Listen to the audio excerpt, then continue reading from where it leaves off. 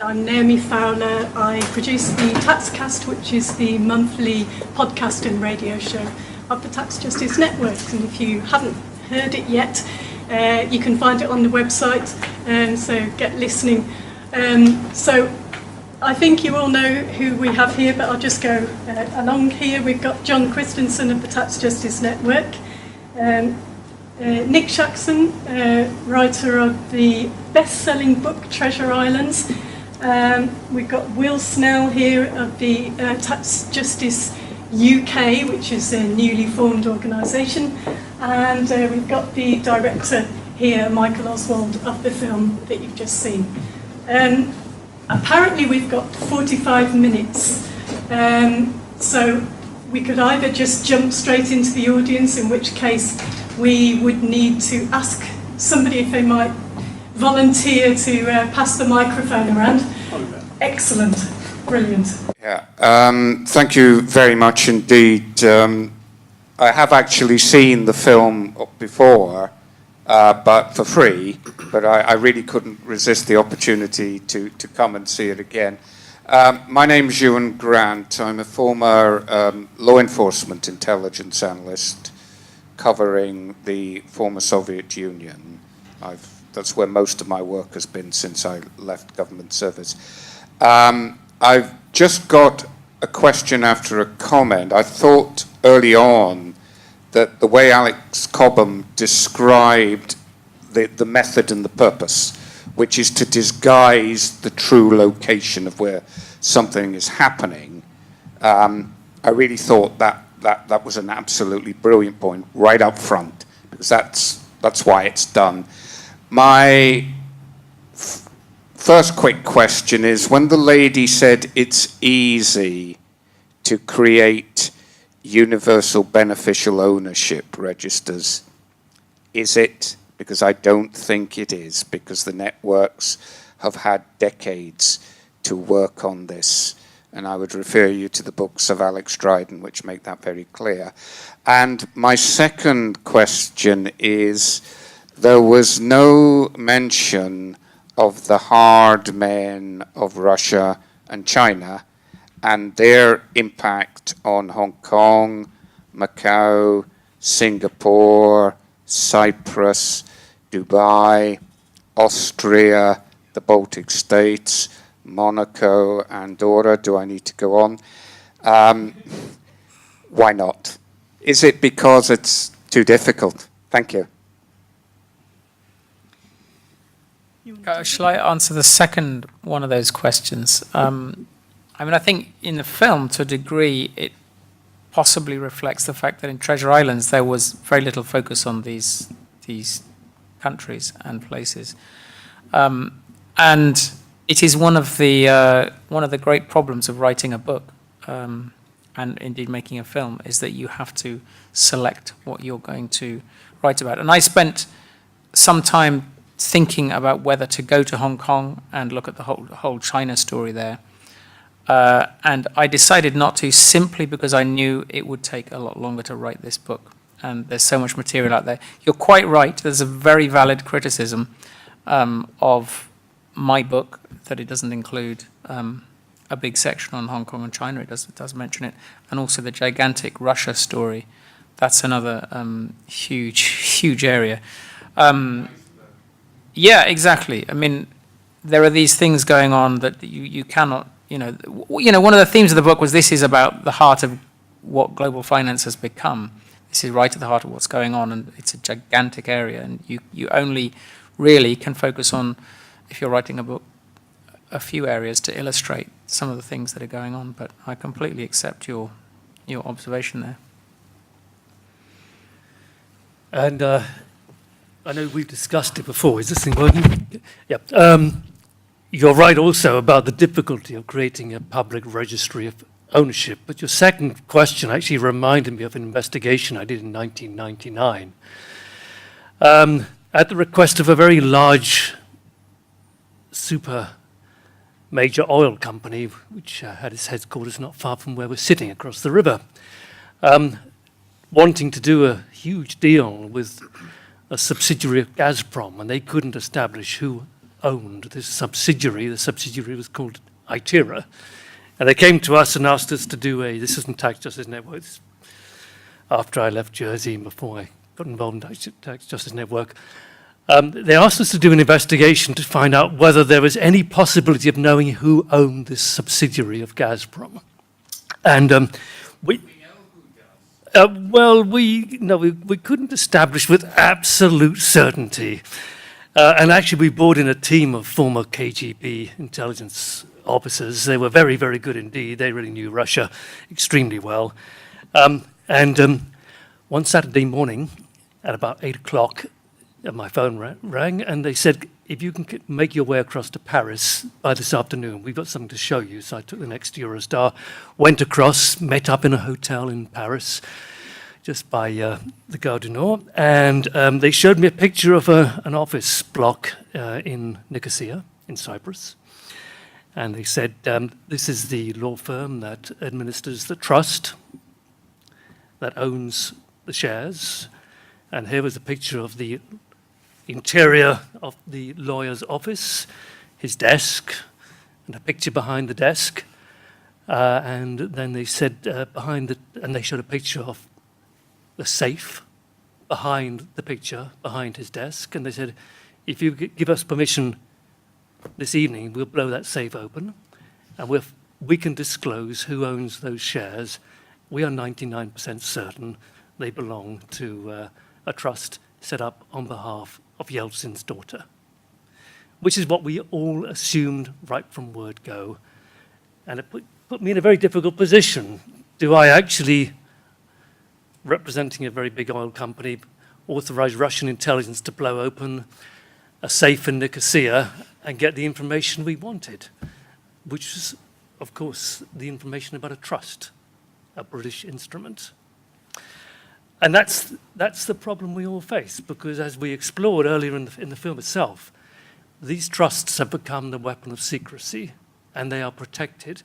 And every official I've spoken to at the IMF, or the OECD, or the European Union, says that most of Britain's political efforts in the last few years have been to block attempts to include trusts in disclosure arrangements. So there we are. We've got David Cameron saying we will lead the world in pushing for transparency, whilst his officials, absolutely on his instruction, are doing exactly the opposite. And I think that's the biggest obstacle we have, because so many of these secrecy structures rely upon big powers like Britain to block information sharing. I think people would like to know whether you blew the safe or not. I'm still here. And no. And no. Speaking of the amount of material that you can fit into one film, perhaps we can just hand over to Michael, the director of this film, who is now working on the next one. Perhaps you can tell them a bit about that. The next film? Yeah. Right, so can I speak about that? Why not? Yeah. Well, the next Really? film will be about something called The Finance Curse, which we partially covered with state capture in this film. And so this is, again, about a book which Nicholas Jackson is writing. Yeah, I don't know. Did you want to talk a little bit about? I am writing a book, another book that's going to take another year or so to get finished. But I think that's for another occasion. It's about finance, and Treasure Islands was really about how a financial centre in one system will transmit harms to other countries around the world. This book will be more about what hosting a financial centre in your own country does to your own country. So, but I'm still in the middle of it, so I don't want to, talk too much about it. So over there.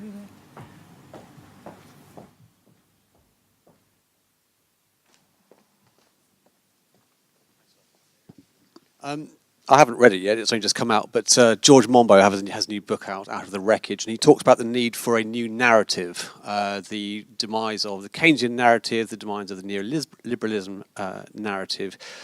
Do you think that this film, perhaps start with you, Michael, does enough to establish tax justice as the new narrative? Well, I think something that the film does, it shows that the kind of economy that Britain and America are running, where they have this kind of imbalance with what they export and what they import, and then make up for this imbalance with flight capital, is kind of unsustainable. So obviously there is a need for something new. Yes. That's it. Yeah, I'd say, look, for the last 50 years or so, we've seen a really sustained attack on the state, on the idea that we can act collectively to promote our own welfare, to create education systems, to protect our environments, to protect our workforces, and so on. This attack has been sustained. And part of in America, they're more honest about it. In the United States, they talk about starving the beast. In other words, cutting back on taxes precisely in order to prevent the state from being able to do what people democratically want it to do. And I think the tax justice agenda is pushing back against that. We're saying tax is at the root of democracy. You cannot run a democracy without an effective and progressive tax system. We cannot choose our own destinies collectively unless we have a functional tax system which allows us, amongst other things, to tackle the evasion of the elites. I know there's a book that came out last week, I think, Nick, you were talking about it 2 days ago, looking about, the entire British aristocracy for decades have used trusts as their mechanism of protecting themselves from democracy. So they've come through the welfare state period, which I'm afraid is now in demise, more or less unscathed, thanks to their ability to remove themselves from the tax system. And by and large, that applies to most of the UK elites. And if we're to restore democracy, and I think that's very much at the heart of what we're trying to do, we have to restore our ability to tax, and therefore to deliver on what we as people want. So yeah, I think we are part of a kickback against neoliberalism, which was very much, the 4 key pillars of neoliberalism: privatization, financial market deregulation, trade deregulation, and tax cuts. 4 key pillars of the Washington Consensus. Got a question there. Thank you, and thank you, very much for a fantastic film. Tony Blair, Gordon Brown, architects of PPI, I think, and we saw what's seemed to me and perhaps many of us to be kind of letting the capitalist world kind of carry on, but appropriating some of the money for good causes, and that seemed to be what New Labour, in retrospect, was about. But how far were they consciously perpetuating the old boy system, and how far were they trying to challenge it? I mean, for instance, Tony Blair looks like somebody who goes on holiday with very rich people and probably liked it all, but Gordon Brown didn't come across as that kind of person. It's really interesting. I mean, I think there was this whole kind of global third way movement. Bill Clinton, Tony Blair, Bob Hawke, and all these kinds of people. And I think the third way was very much about, I would describe it as capitulation to these kind of global forces, at least in economic terms.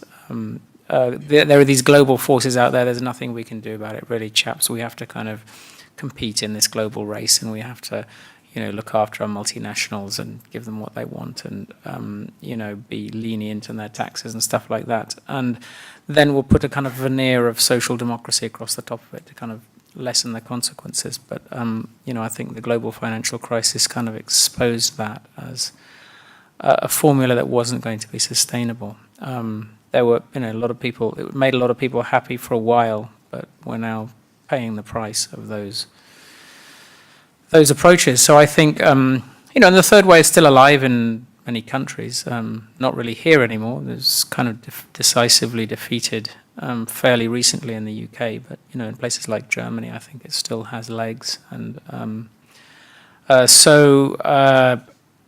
think what happens next will depend to a degree on what happens, whether there's going to be, and a lot of people think there will be another big crash crisis that will create a whole new set of possibilities for new political trajectories. If we just get a kind of slow stagnation, then I think it'll be much more difficult to start doing stuff about it. But I think, at least for now in the UK, that approach has been sufficiently discredited as to be dead, at least for now. If I can come on that as well, I think this comes back to the previous question around alternatives to the neoliberal narrative, and thinking back to the point at which neoliberalism came onto the global agenda. It had been around as an idea for a few years, and then, of course, the crisis in the 70s provided the opportunity for it to become, to bring itself onto the mainstream agenda.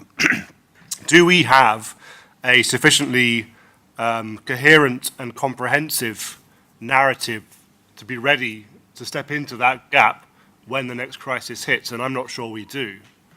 This was also discussed at the previous session. That tax justice represents a lot of those positions. Whether there's a wide enough overarching way of looking at the way that economy should be organised, I'm not sure, personally.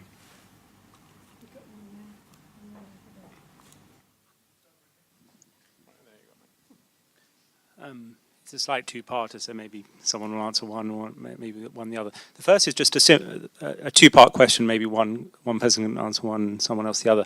The first question is just simply on what this film obviously reinforces is wealth inequality globally. Obviously, there are numbers that speak to tell us about what wealth inequality is. So the first part is, given that a lot of it is invisible, are the wealth inequality numbers actually understating the true wealth inequality around the world, which is just a truly, I hope the answer is no, but it's a truly frightening thought if it is. The second part is simply, we are looking at this as 10 years after the crisis, and I just wonder whether one of the remaining linkages to create some sort of smoking gun around a new narrative, perhaps if tax will be it, is how to understand how the rich deep down have felt about that crisis. The consensus narrative is that QE has propped up their wealth, improved it, if anything. But I do just wonder whether the low interest environment in some way subverts the extraction mechanisms that they relied on in the past.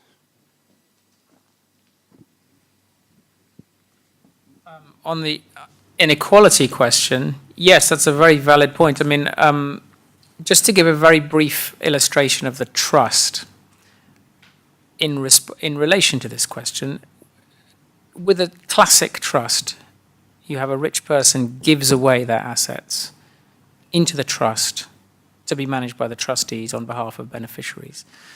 Often the trustees will have discretion as to who is going to get what when. And until they have exercised their discretion as trustees, none of those beneficiaries are entitled to any of the assets at all. So you cannot say that they own these assets. You cannot say they're even entitled to these assets, because it may be that the trustees will use their discretion to say you're not getting anything. So what's significant about this is you have this rich person have given the assets away. It's not theirs anymore. And these people haven't received it yet. So who owns these assets? The trustees just have a very narrow kind of ownership. They are allowed to manage the assets in a certain way, but they cannot benefit. They cannot, beyond sort of agreed fees, they cannot benefit from. These are literally assets without any owners. They're ownerless assets. And if you think about people compiling the inequality statistics, they look at people in their country and they say, what do you own? There'll be a whole lot of assets that don't appear in these statistics. And of course, if you're thinking about in economic terms, these people in some way or other will benefit from or will be able to control these assets. It is a kind of economic ownership, even if legally they're not the owners. But because they're legally separated from these things, they will not show up in the inequality statistics. Having said that, obviously the people who compile the inequality statistics know this, and they do try to take account of it. So Piketty got one of his proteges, Gabriel Zuckman, to do an analysis of offshore wealth. And part of the reason for doing that was to try and incorporate this stuff into the inequality statistics. So, but I actually rang up quite a few of these people, including Piketty, like 3 or 4 years ago, asking, you know, to what extent is this stuff reflected? And all of them said, we try, but we know it's underreported. So inequality is worse than you think and worse than the statistics say.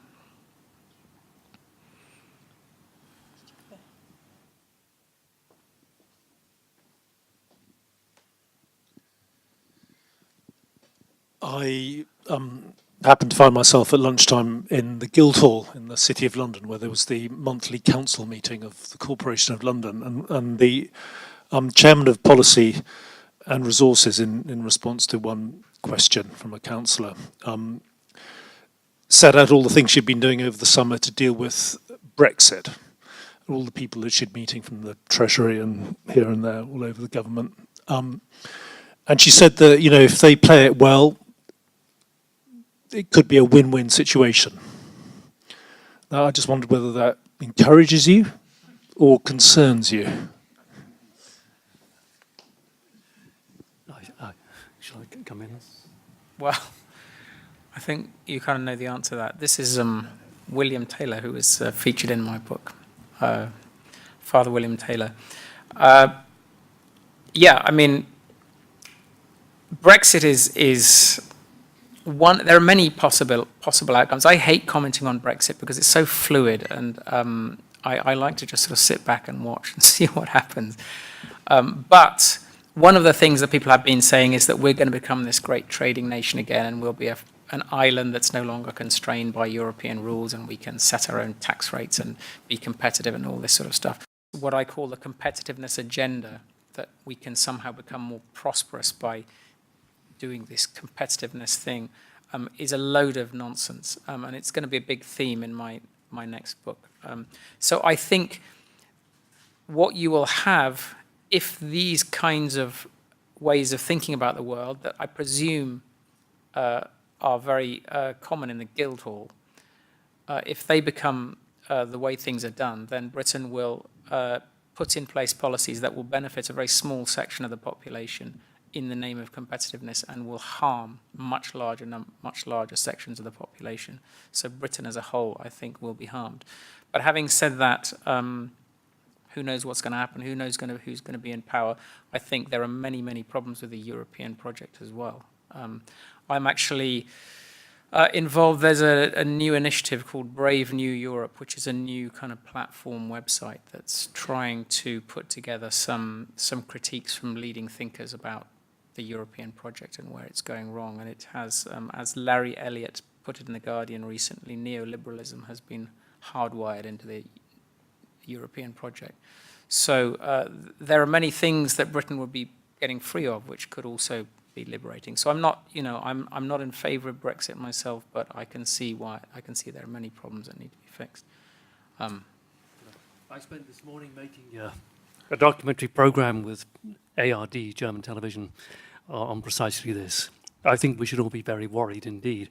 I've been talking with quite a few officials. In fact, I passed through Jersey, partly to meet Senator Stuart Sivray, who you saw in the film, and find where he stands 2 years after he was filmed by Michael, and he says the situation's got worse and worse. But on Brexit, I think we should all be very fearful, because what they're talking about now in the city and in Jersey and in Cayman elsewhere is, okay, we might be losing market share or market access to the European single market, which is undoubtedly going to happen, but we'll be able to pick up lots of new markets in China, India, Africa, and wherever oligarchs want to use British financial services and the secrecy we provide. So we're going to become dirtier, less regulated.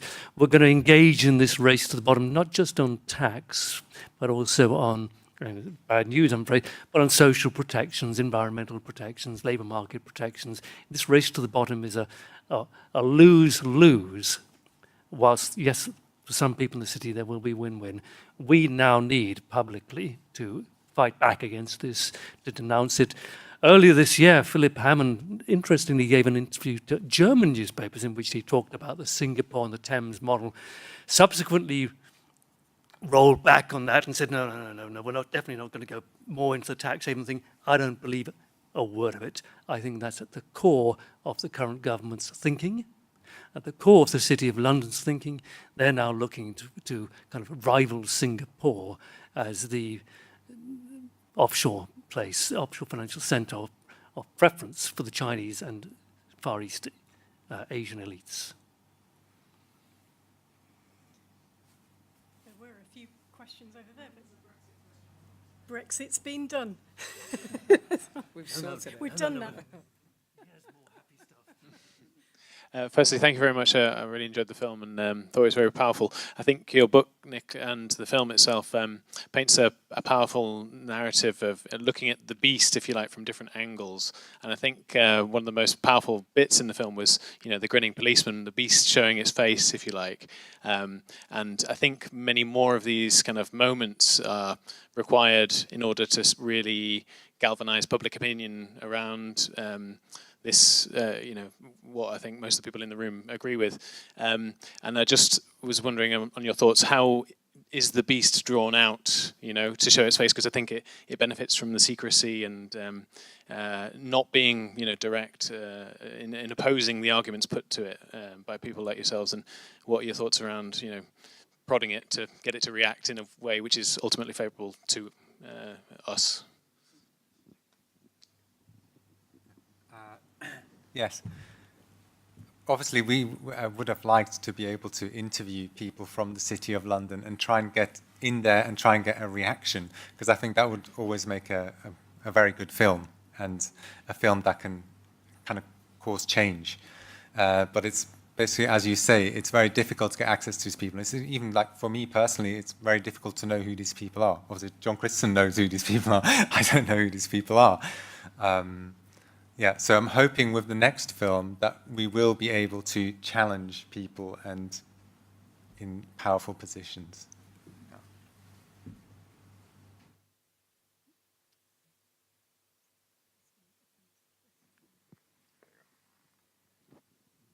Yes, this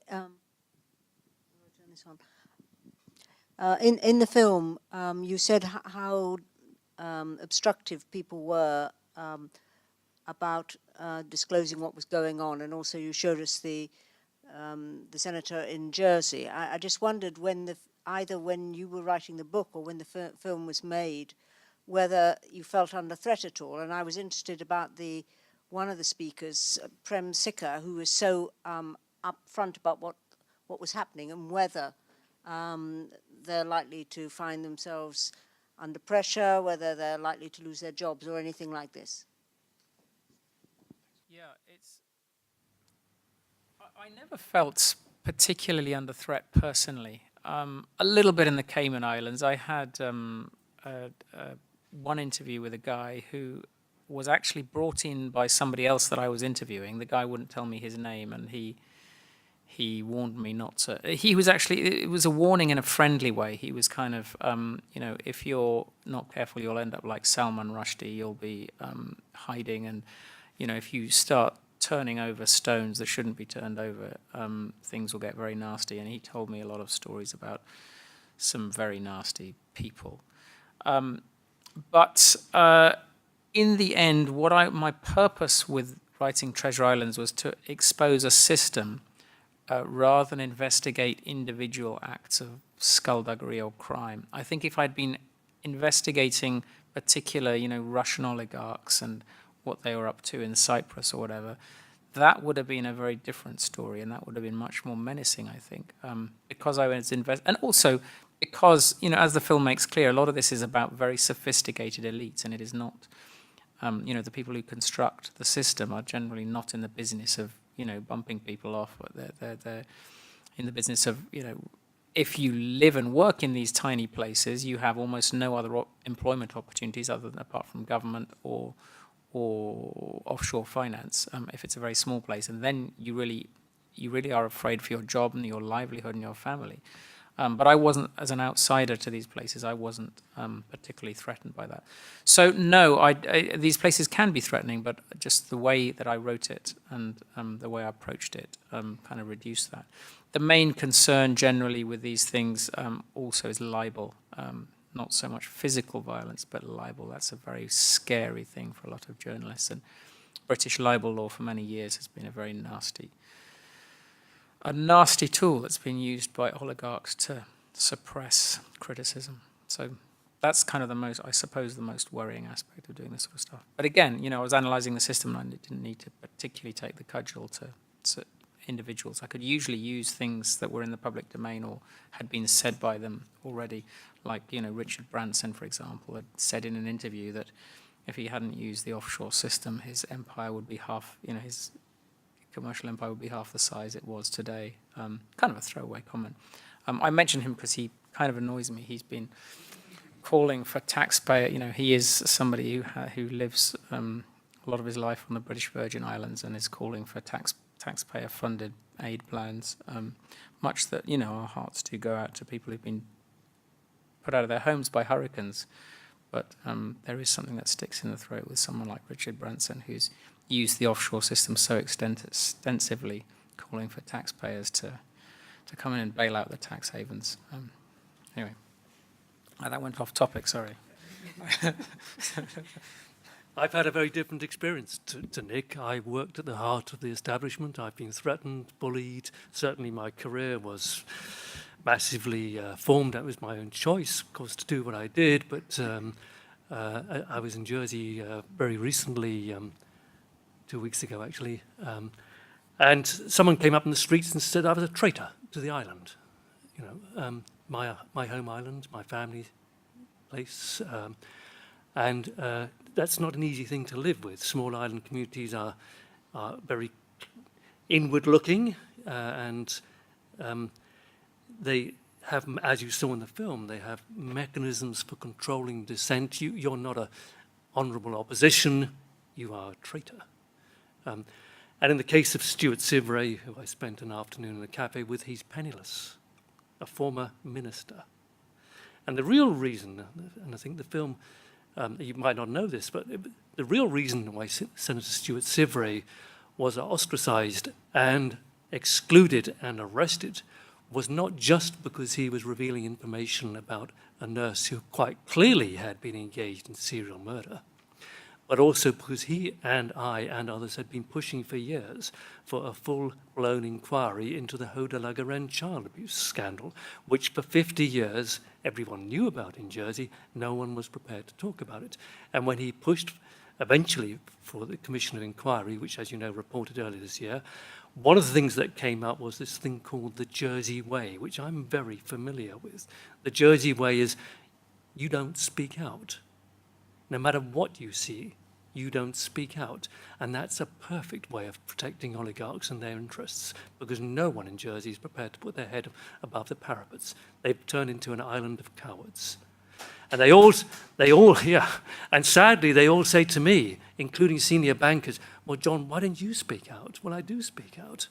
But in doing that, I become a traitor. That's the way that Britain works. I'm afraid I've got a very, very dim view now of British culture in this respect. We have become a nation of cowards who won't speak out against what we're doing here. We all know the City of London is a global centre of criminality, but we're not prepared to speak out.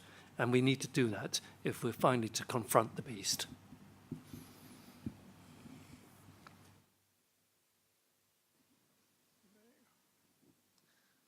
Congratulations on the film. I work in the sports sector, and there's been quite a lot of high-profile involvement with offshore finance in sport. And I just wondered if you see any way, if there was the appetite, and I'm not convinced there is, if there's the appetite to self-regulate or do something on a voluntary basis in a particular sector, could that be an effective way of tackling some of the issues you've been talking about?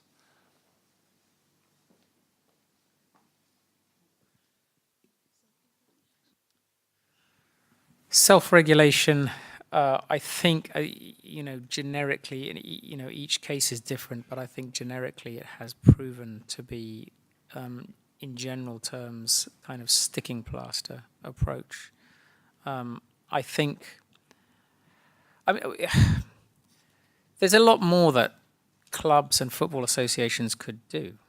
You get these young players, 18, 19 years old, making huge amounts of money, and then they'll get tax advisors and dodgy characters from all the place diving in, saying, I can help you hide your money, I can help cut your tax bills. They know nothing, these players know nothing about this stuff, and some of them are beguiled by what's going on. I think, you could have a role for football associations and football clubs. All of their players get a good, solid, advisory role that they must take to understand some of the dangers that they face getting when these people, because they will be, like vultures descending on them when they make huge amounts of money. So that kind of thing I think can help. But I think relying on self-regulation to solve these problems is another game. You're shaking your head. Oh, you're agreeing. Oh, I see. Okay. All right. What I'm saying is self-regulation. Yeah.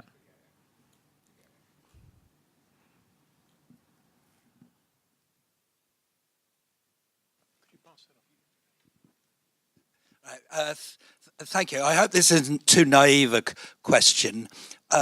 Although the film gave a lot of clues, it didn't really get to the bottom of why it was allowed to exist, why tax havens are allowed to exist, and why the government didn't actually do something about it.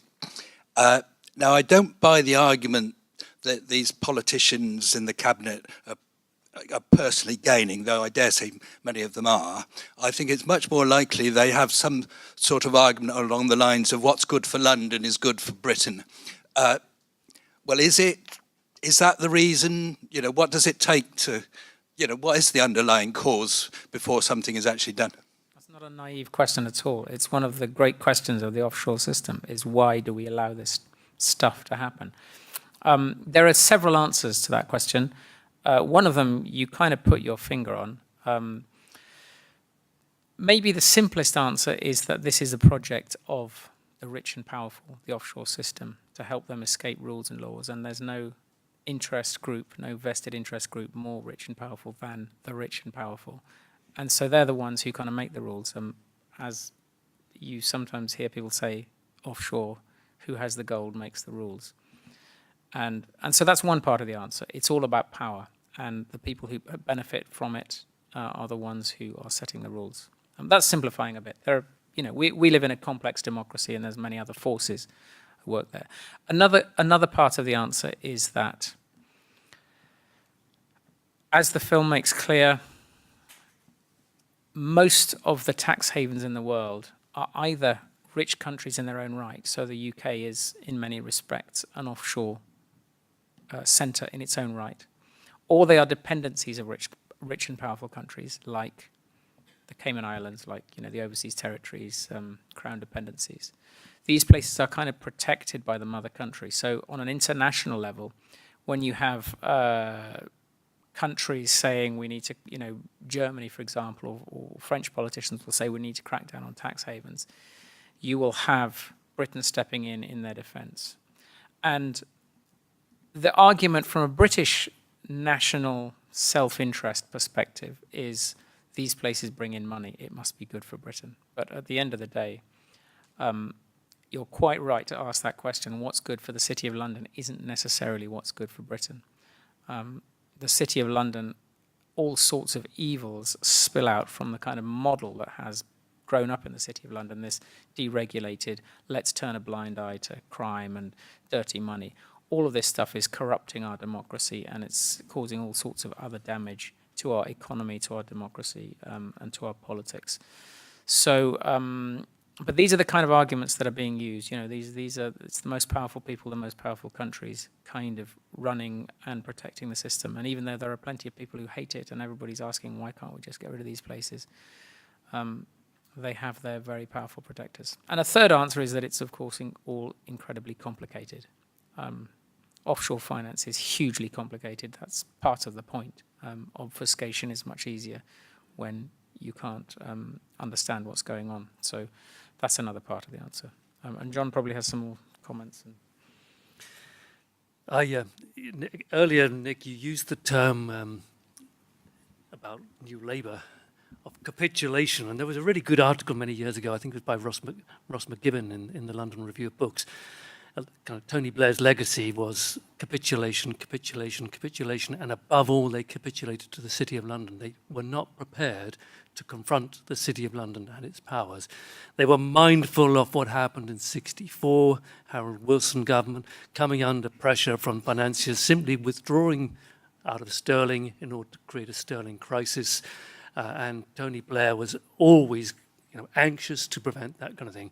New Labour was a project above all to reassure the City of London that we could manage the economy, which meant manage the economy in the City of London's interests. And I think that was the biggest capitulation of all on the part of Tony Blair and Gordon Brown. And when I discussed this, as Richard Murphy and I used to have very regular meetings with Gordon Brown's team at the Treasury, and they kind of sneered at the very idea that Britain could actually run a productive economy. We're no good at that. Japan, Korea, Germany, they're good at producing things. We're moving towards an intelligence economy where we're creative in all sorts of ways. And above all, they seem to buy into the idea that the City of London was creative above all. They bought the idea that the City of London creates wealth, rather than the reality that the City of London extracts wealth. And I think that was the greatest naivete of New Labour, to think that actually they could do this deal with the City of London. I always thought of it as a Faustian, a devil's pact, where the City of London would generate all that tax revenue and would redistribute that. Well, it never happened, did it? And when the crash finally happened, the whole thing was exposed as a hollow shell. So I think that Britain, perhaps more than any other country in the world, needs to rethink its development model. Because if we think that heading further down the tax haven route will benefit the majority of people in this country, one iota, we are being naive. Your question was actually a very profoundly important question.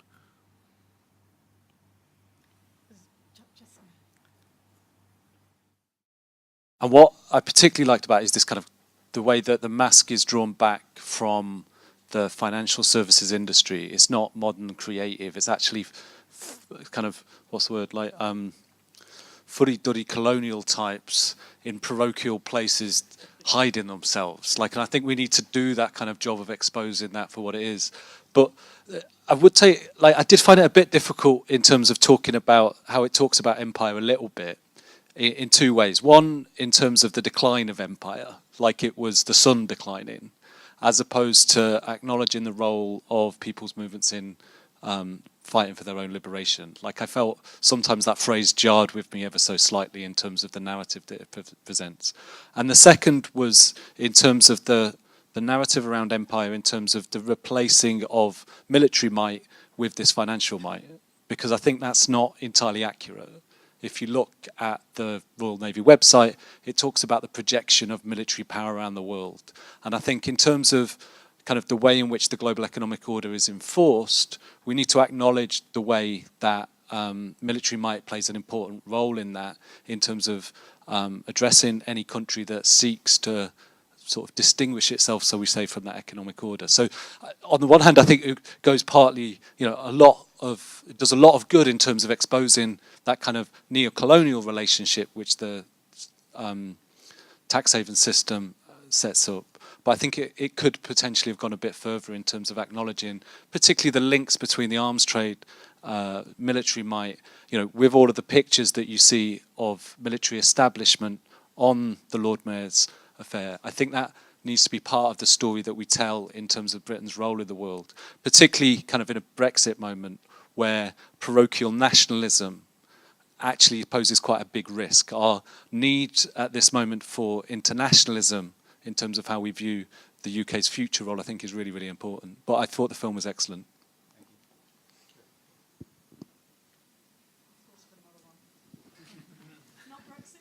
No. Just struck by how depressing all this is, really. And I was thinking, if John McDonnell had been here, he'd be saying, I think, that film was a great education and helping him to understand what he already knew. but don't worry, the next Labour government's going to sort all this. And I just did a little search on what he'd been saying on Twitter and very quickly found linked to Jeremy Corbyn saying just that last week. You know, another speech about the horror of tax evasion and the billions lost and what the next Labour government will do to close the loopholes and ensure greater transparency, blah, blah, blah. What would you say to him? What advice would you give him to ensure he could deliver? Or would you just be rather cynical and say he'd end up as cowardly as everyone else? Should we go to Will first? Sure. I mean, I think that the current Labour Party does have more ambitious plans around the tax avoidance agenda and its thoughts around the design of the tax system more broadly than many previous Labour Party configurations, whether in government or opposition. I think there are many things that they are planning to do that would be quite transformative. And certainly at the last election, their manifesto was very bold on a range of tax avoidance measures, but also looking at the progressiveness, the fairness of the tax system as a whole. I think there are criticisms that can be made of their platform and the way in which they are looking at the distribution of income, for example, and taxation across income groups, actually perhaps less progressive and certainly hammering the rich, the very richest, but not perhaps acknowledging the need to spread that burden a little further. I think that the Lib Dems have some interesting policies and thoughts around wealth taxation, which are also worth looking at, which the Labour Party is looking at to some extent, but could do more on. So I think certainly Tax Justice UK is a non-partisan organisation, but we would be able to endorse a lot of the Labour Party's plans at the moment, and they have lost, to a large extent, some of that fear of being seen as anti-business that characterised the Blair and Brown governments. Now, of course, whether those policy aims translate into a programme of government in the event that the Labour Party forms a government remains to be seen. I would add that the opposition recently engaged Prem Sikka, who you saw in the film, and myself, and some others to advise on a range of policy issues, including, and I think this is perhaps the most important part of it, the rebuilding of HM Revenue and Customs, which has been depleted to such an extent that it is no longer capable of providing a revenue service. And that's crucial to a modern government. If we are to have a proper functioning democratic government, we must have a revenue service that can deliver. I'm also heartened by the fact that John McDonnell has very recently been talking about moving towards a thorough examination of dropping the council tax and adapting a land value tax, which I think would be a very progressive and useful step forward. And I think that John McDonnell has absolutely no illusions whatsoever about the City of London's role within the UK economy. Obviously, we need to have a functional banking system, but I think our banking system, as we've seen in the last 10 years, is not geared to the needs of small and medium enterprises, to the needs of the regions. He's talked about the need for a national investment bank. I think this is very, very important because the City of London is so clearly detached from the rest of our economy. And in many respects, I'm more heartened by what has been discussed and what was in the Labour Party manifesto. And I stress that Tax Justice Network, like TJUK, is a non-partisan organisation. We'll advise all parties. But I think that the party manifesto this time round in the election had tax justice written through it in many, many ways. Can I just add one point? Tax justice, the Tax Justice Network has, people associate it very much with tax, and tax is a huge part of it. But the way I like to put it is, it's what it really looks at is tax plus tax havens. And then I have to say that the term tax haven is a bit of a misnomer, because tax havens are about so much more than tax. Tax havens are about these huge global financial dynamics that are going on in the world economy. They're about financial regulation. They're about shaking off rules and laws that you don't like, shaking off creditors. So tax is just a part of it. So don't forget that tax justice is a very kind of broad church. And one of the interesting things about it is not only have we found that our arguments tend to be attractive, certainly to people on the left, on the political left, but also a lot of people on the political right who don't like the corruption of markets, who don't like crime, criminality, who don't like all this financial extraction that's going on. So it is a broad-based platform, and it is also, even though it crosses many, many different thematic areas, we've found that the kind of generic arguments we've been making kind of form a coherent whole that sort of encompass a lot of different areas and create a very sort of powerful platform for addressing all kinds of different areas of the economy. But yes, that's perhaps too much for this time of night. But Speaking of which, we have had our 45 minutes. I'm wondering if we can kind of wrap up with the theme of these events, which is 10 years after the crash. What have we learned? Where are we going? Where should we be going? Thoughts, perhaps, to wrap up from all of you? Well, I would argue that many of the lessons haven't been learnt, and even if some people have learnt them, they've yet to be implemented. And I would echo some of the more pessimistic points made by John at various points during the evening in terms of the structure of the system and the effects it has on housing and on wages and on public services and any other aspect of the UK economy and society. It doesn't feel to me like we've learned the lessons. Whether we're heading for another crash of some sort, hard to say. But I think there's an awful lot of ground left to recover, personally.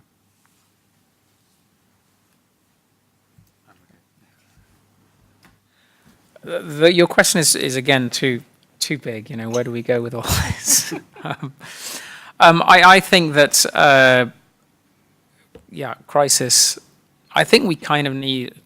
We don't need another crisis, but I think there probably will be another crisis, and that has to be where the catalyst for change will happen. I think at the moment we're in a kind of stuck situation, certainly in Britain, or another election. If there was a real proper change in the next election, I think we could start seeing some serious movement.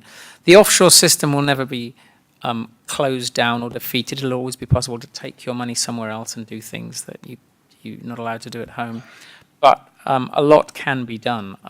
A lot of it can be squeezed out. But I think you are going to have to start asking some very fundamental questions in Britain about the role of the City of London, the extractive financial practices that it is kind of in many ways piggybacking on the real economy and finding ways to extract wealth from real business, from people's houses, from your pockets.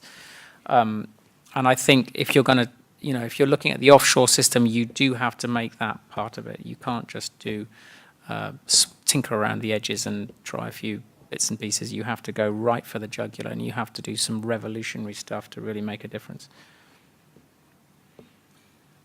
I see a crisis as the moment where the old order gives way to a new order, which as yet has to be shaped and framed in our minds.